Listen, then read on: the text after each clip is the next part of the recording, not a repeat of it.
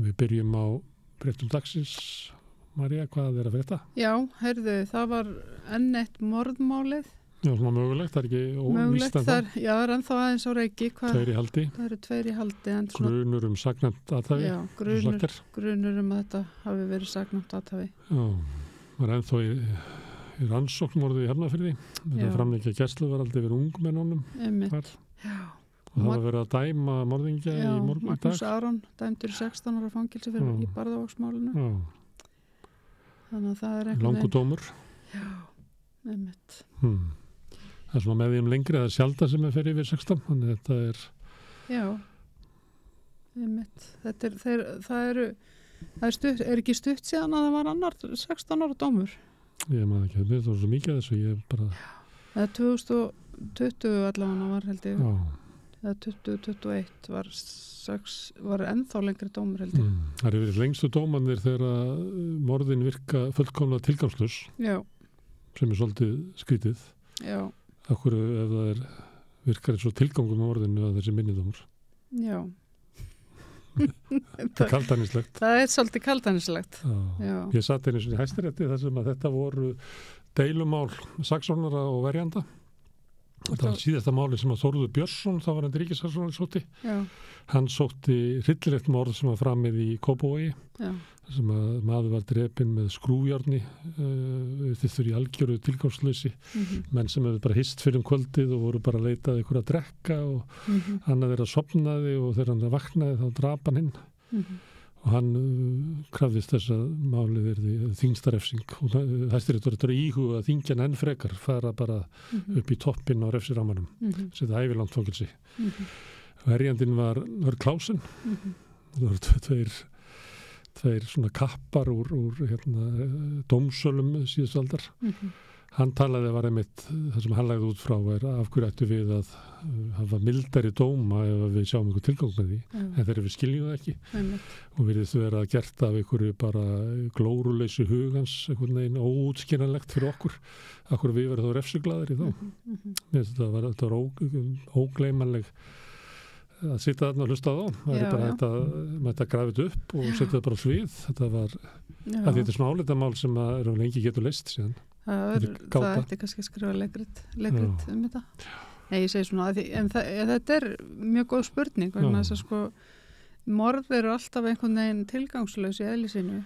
Nei, ekki alltaf, það getur verið hefnd. Já, ég segi svona, þetta er svo tilgangslaus verknaður samt, sko, þegar ef þú horfir á bara, sko, þú veist, ok, einhver er að hefna sín, en hann fær það sjálfur í bakið, skilurðu, hann fær þá einhvern veginn framan í sig að þurfa að sitja í fangelsi í mörg ár og þannig að þetta er svona pointless. Stundum er tort til aðstæðina. Já. Ef viðkomandi hefur gert hinum einhvern rosalegan miska og annað. En það er samt réttlætir kannski ekki, sko, þú veist, þarna er þetta alltaf komin í einhver svona siðfræðilega spurningar. Við mætum alltaf eiginlega tóm gagnvart þessu, sko. Já. Þess vegna fannst mér þetta svo áhugavert að það var ekki neitt svar við þessum. Nei. En þeir Þetta er svona eins og spurningin, sko, þú veist, hvað ætlar að gera ef makiðinn eða eitthvað er að vantar alveg rosalega einhver lyf sem er ekki til og er bara að deyja og þú þarft að brjótast inn í apótek og stela lyfin, skilur, þetta er alls svona spurningar í siðfræði námi. En 16 ára er mjög langur tími, þetta er Magnús Aron held ég að sé bara 30 steflaða. Já. En hann hefur ekki brotið af sér áður held ég, þannig að hann geti losnað eftir 8 ár. Ég veit ekki. Ég heldur að það styttist alveg helming. Já, ef það er fyrsta brot. 2/3 ef það er fleiri brot, svo náttúrulega geta menn ekki fengið að sleppa fyrir ef það er brjóta af sér inn í fangelsinu og náttúrulega. Nei. Það líka ef það eru önnur mál í gangi og þá getur það tafið alls svona hluti. Já. En ég held að sé vanalegt að fólk fær eftir halvan tíma, en 8 ár fegnarlega langur tími. Já. Og það er ekki fyrir að menn fara að horfa á skaðan sem veldur, eins og er oft í Bandaríkjunum, þá mæta aðstandendur hins látna í dómsal og krefjast þess að fá auga fyrir auga og tönn fyrir tönn. Nákvæmlega. Helst að morðingi sé myrtur af stjórnvöldum eða fari aldrei aftur út. Því að þetta er bætanlegt skaði. Já. En við erum ekki alveg þar, ekki að Nei, við erum ekki þá að maður ekki heyri svona tóninu í því oft, sko, að við verðum alltaf, Amerikanar alltaf endanum, sko, við getum svo mikið af amerísku efni og lifum svo mikið í þeim heimi. En smátt og smátt koma þessi, sko, siðferðislegu mál afstæð þeirra sogast inn í íslensku þjóðarsamfélagi. Ég veit það er nú ekkert nýtt, sko. Það ætla bara líka við með viðveru hersins setna svona lengi, held ég. Já. Herðu, já. Það var, því að við höfum verið að tala um það vantaði andlit á ópíóðafaraldurinn. Já. Og þá var móðir steg fram í Stöð 2 í kvöld, Tinna Björnsdóttir, móðir Gabriels Dags Haukssonar sem var 9 árum tvítur þegar hann dó. Já. Og bara stutt síðan að hann dó, eða ekki? Bara einhverja 2-3 vikur eða eitthvað svoleiðis. Og hún lýsti bara ungu manni sem átti erfitt með að fóta sig, var segir að það hefði mátt komið í veg fyrir þetta. Já, hefði mátt betra. Ég held að skipti miklu máli að við höfum andlit á fórnarlöfum svo fólk gerir sér ekki hugalönd hvað þetta er. Já, það kemur til dæmis í ljós, sko, að í hans sögu hann mjög stutt neyslusaga. Þetta er ekki svona, ég held að myndi standa í öllum að, sko, skilgreina tvítugan mann sem hefur verið í svona óhófsneyslu og leiðist út í það að nota oxycontin sem er nú svo kallar læknadóp, kalla hann fíkil endilega, sko. Þannig að því að ég held að skipti máli að fólk sé ekki tala svo að það þurfi eitthvað sérstakar aðgerðir til þess að sinna fíklum. Þá er það yfirleitt, sko, eldra fólk sem er búið lengur í neyslu, sem er í meðferð upp á Vogi með viðhaldslyfjum. Og það var eftir síðan afglæpavæðinguna þingi. Mér finnst stundu þingið vera alveg ótrúlegt. Ég veit ekki, menn að leggja það til að ég veit ekki hvað menn að leggja til. Þetta oxycontin er náttúrulega löglegt lyf, sko. Já, og það og skurlæknar mikið að skrifa þetta út, sko. Já, en ætlar að hafa þannig þá afglæpavæðingin svo að ég geti farið og sóta bara eins og magnilega. Já, þú getur það að liggja við nú þegar, sko. Nei, ég verð að fá resipt upp á það. Já. Eða kaupa það á svörtu markaði sem er kannski algengast. En mér finnst þeir alveg ótrúlega, sko, ég er búin að heyra alveg ótrúlega marga og sjá marga sem að fengi útskrifað oxycontin bara við að þurfa að fara í einhverja smávægilega aðgerð. Ná, ég farði ég held ég sem að vera með það í skúfuna heima, fór með það heim. Já, eftir mjöðma aðgerð. En ég tók ekki svona lyf nema í 3 daga, held ég. Já, einmitt. En ég var sendur held ég heim með þetta, sem að ég notaði nú ekki. Þannig að þetta er út allt. En ég veit ekki, en hins var afglæpavæðing, sko, að vandinn sé sá að þetta sé ólöglegt. Ég er ekki viss það. Svo var eitthvað nefndi, ég held að það verið með þess að heilbrigðisára, svo voru eitthvað að tala morfínklíning eða ekki það sem er verið að gefa dópið, skammtadóp. Þetta er svona gert sumstaðar, mjög skipta skoðanir þetta. Að því að viðhaldslyfi sem að gefa upp á Vogi, það er ekki, sko, dóp. Þú getur náttúrulega með því að misnota það getur náð fram einhverju vímu, en það er ekki það sama og að vera að skammta heroín eða skammta amfetamín sem að ég man ekki til þess að það er frekar pólitíkusarnir, sko, heldur en kannski læknendur sem að sinna þetta sem tala mæla, þetta, já, ég veit það. Og mér finnst það ótrúlegt að sjá þingistundum hvernig menn eru þú veist, með litla innsýn inn í þetta, hvað eru tilbúnir að færa umræðan eitthvað. Já. En svo finnst mér eitt í þessu með hann Willum. Hann er að tala að þetta sé svo rosalega mikilvægt. Málið það að Willum finnst það ekki. Nei, vorum að ræða það inn á tón. Já, þau hefur ekki gert árum saman. Já. Verið ekki kipt sér upp við þetta Gabriel Dagur og annað ungt fólk sé að deyja og það þýðir ekki að koma svo bara allt inn núna og segja að eitthvað sé mikilvægt. Þú er búin að sýna að þér finnst það ekki mikilvægt. Já. Og mér fannst Tinna móðirinn, hún eiginlega segir þetta. Ég held að ástæðan fyrir að hún komi fram og tala þetta því að einhver þetta gengur fram að henni hvernig er talað þá sem að deyja. Já. Og það gerist náttúrulega ef að þú sér þá aldrei, þau eru alltaf í skugganum, þá bara getur hver sem er gert sér það í hugunum og allir nota þetta fólk einhverjum sjónamiðu sínum til framdráttar. Já, einmitt. Það nú þannig. Heyrðu, það var verið að fjalla í Kveik kjallarann sem að innflytjendurnir byggu í eða hitakompuna. Ég sá ekki hennar Kveikþátt. Nei. En ég sá núna að það var sýnt hvar hann hann á hotninu á Lönguhlíð og Miklubraut. Við fjallaðum þetta á samstöðinni. Já, einmitt. Það fjallaðum þetta í september. Það var bent að það væri ólöglegar íbúðir, bæði á götuhæðinni og í kjallarann. Já, voru ekki settur auglýsingar á þessu glugga líka? Fyrir samfélginguna, þetta er góðvinnur Dags Bjarkesson. Já, einmitt. Einn af máttarstolpunum í Fylki, þjálfaði Dag þegar hann var í 7. flokku eða eitthvað. Einmitt. Og mikill samfélgingamaður, byrtu myndir að þeim saman, skjálbrósati, ég sá það var líka gert í Kastljósi í kvöld. Já, einmitt. Og hann hefur sótt að breyta þessu yfir í gistiheimili, en ekki fengið afgreitt. Þannig að það ekki, ég held að sé ekki komið fram í málunum sem bendir til þess að hann hefur fengið annars konar meðferð. Nei. En hann hefur eins og fengið mjög slæga meðferð. Það er búið að vera ár síðan það var bent á þetta. Við vorum að skrifa þetta í september. Það kipir sér ekki upp þetta. Sko, ég man bara eftir því þegar þessar auglýsingar voru settar en það er langt síðan. Það eru nokkur ár síðan held ég. Það verið kostningarnar. Já. Þannig að 2022, það var bara í fyrra. Nei, ekki lengi. Það var örglega í kostningunum, sko fyrri borgarstjórnarkostningunum sem við tókum þátt í. Við vorum alltaf að fjalla þetta að væri ólöglegar íbúðir tengdum þetta við Samfylkingun á Dag. Svona í eðlilegu stjórnsýslu hefði þá verið rokið til og sagt við skulum bara tryggja það að þessi Jón Maggisson sem ég þekki fá enga sér meðferðina. Þannig að eitthvað slúið, það var náttúrulega ekki gert. En ekki, nei. Þannig ég myndi ekki vera að fljóta á því að segja að hann hefði ekki fengið sér meðferð. Það er bara ekki komið fram. Nei, við vitum það ekki, sko. Við vitum það ekki. En það er eiginlega ekki heldur sem við komum fram að hann hefði ekki fengið sér meðferð. Nei, einmitt. Þegar þetta sé allt í rugli og slugsi. Herðu, já.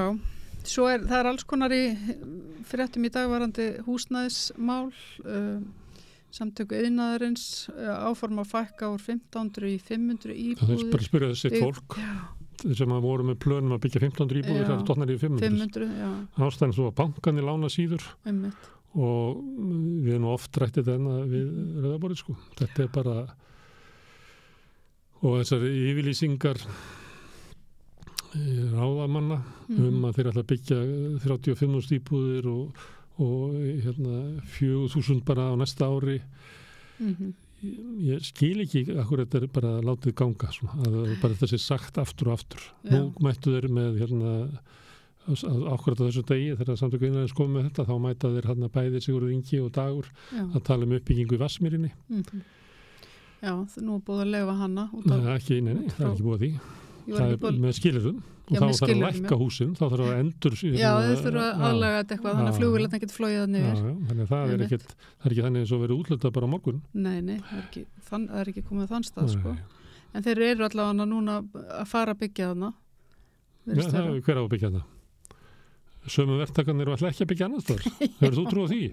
Nei, þetta er innihaldslaust kjaftaði sem er bara boðið upp og í hvers skipti sem að kemur fram fréttum það. Það er samdráttur í byggingum.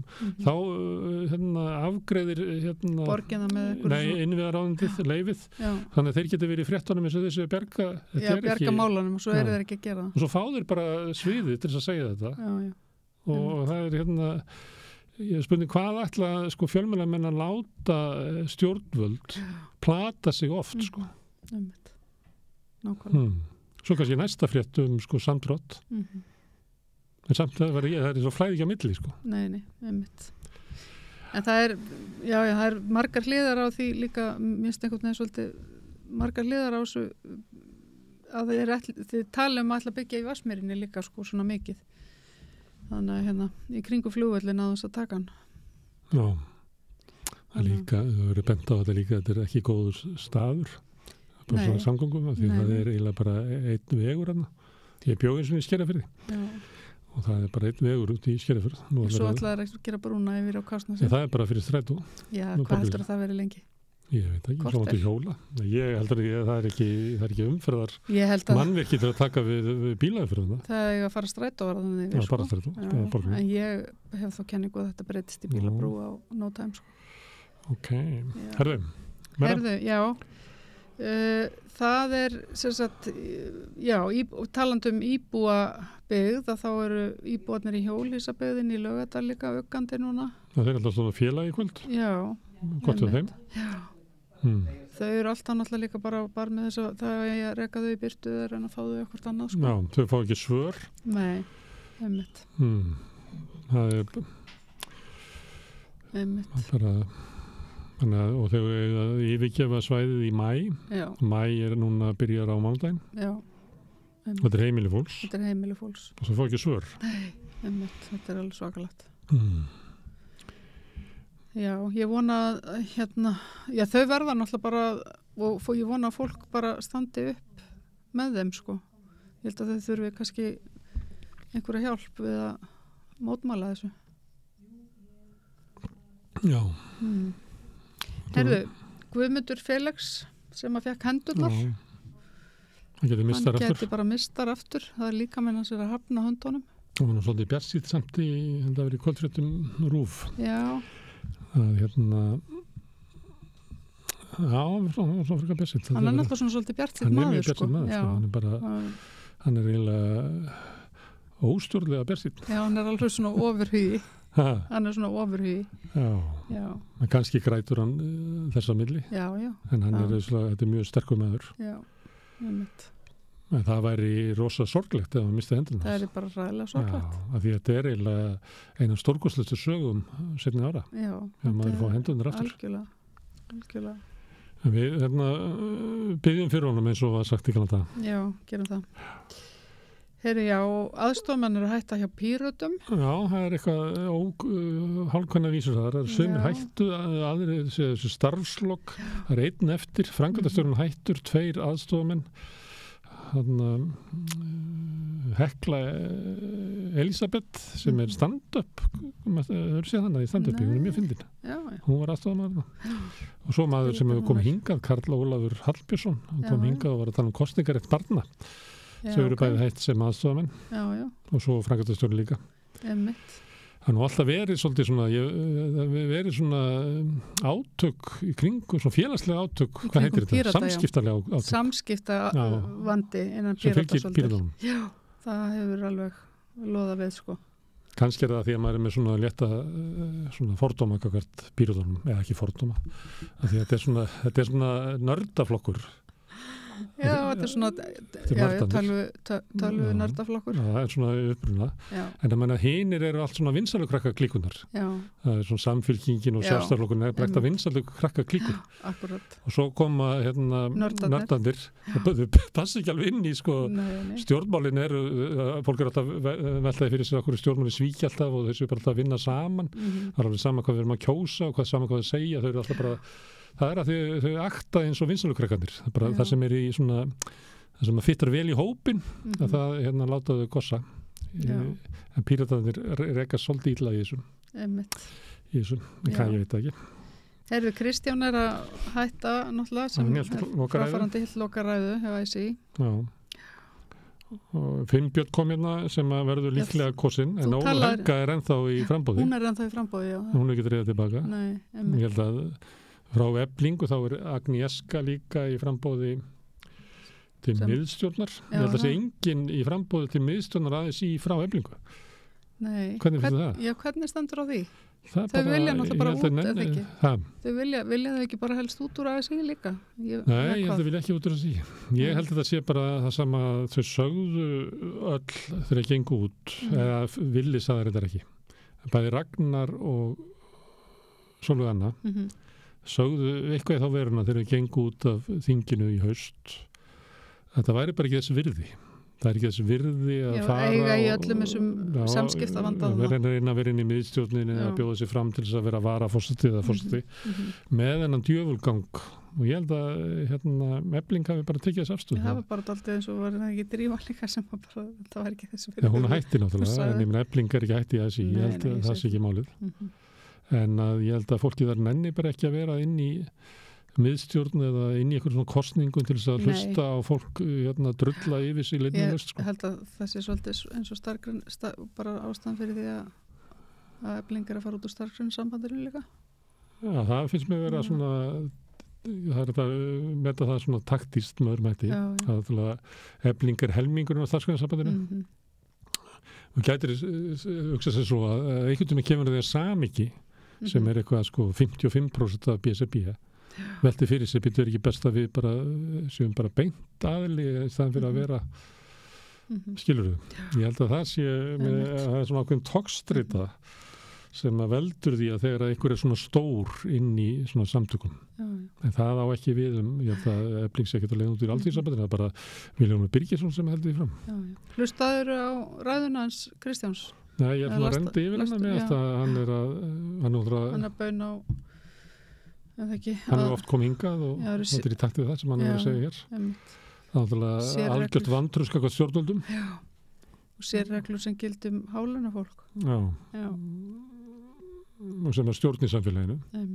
Það er svona upplifun verkalýðshreyfingarinnar að það sé svona elita sem að stýri landinu í takt við hagsmuni hinna ríku og auðugu og það sé eiginlega varla hægt að fá stjórnvöld til þess að stýra í takt við vilja almennings. Og þess vegna er þetta eins og Ragnar Þóra búið til mótmæla. Og þess vegna tala allir það, Sonja, BSRB í gær og Finnbjörn og allir, að eiginlega hausti verði eiginlega úrslita orrusta það að fá stjórnvöld til þess að bregðast einhvern veginn við með einhver aðgerðir til þess að verja almenning. Já, það væri forvitnilegt að sjá hvernig þetta væri hérna ef það væri einhvern veginn aukið beint lýðræði. Beint lýðræði? Já, hvort það myndi breyta ykkur. Það er ekki eins og Píratar en það er ekki eins og það. Nei, það er viss trú á því. Já, ég veit það. Því svo verður það átt svo rosalega íhaldsamt, sko. Já, ég meina, Hitler komst til valda í beinu lýðræði. Já, nákvæmlega. Hérna, en að því við erum að tala svona ástandið, þá reknaði ég hérna settin á samstöðuna örlög 7. flokks starfsgreinasambandsins. Já. Það sem að fólki sem er á þeim, hann á ekki fyrir nauðþurftum. Nei. En í samningunum sem voru gerðir núna í nóvember, þá fór mínusinn niður í svona 20.000 krónur sem vantaði upp á. Já. En hann er komin yfir sko 40 skall í dag. Það er búið að getast upp að svo bæði launahækkunin og aðgerðir ríkisstjórnarinnar til þess að lagfæra persónuafsláttinn og það og hækka húsnæðisbætur. Að það skilur þetta fólk eftir með sömu stöðu og var í ársbyrjun 2022 og ársbyrjun 2021.